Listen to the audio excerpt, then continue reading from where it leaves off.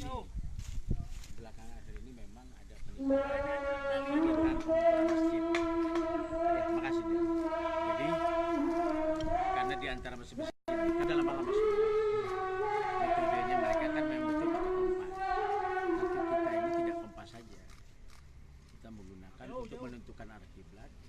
Kita menggunakan GPS untuk menemukan titik koordinat. Yang kedua kita menggunakan sensor. Yang ketiga kita hitung. Karena ada rumusnya kita untuk menentukan arah kiblat. Ini tidak seperti rata-rata kalau pakai ini. Beda-beda mereka kan. Tingkat keakurasinya pakai aplikasi. Nah, kita enggak. Ini udah berapa masjid? Hah? Sampai tahun ini ada 50 masjid. Dalam aja kita. Itu udah ada kalau masih kan udah ribuan. Enggak, udah banyak.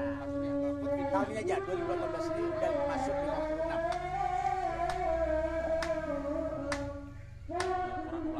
Hah? Ada yang pemukulan ulang, ada yang kayak begini kan udah ada. Dia mau rehab. Ada yang mau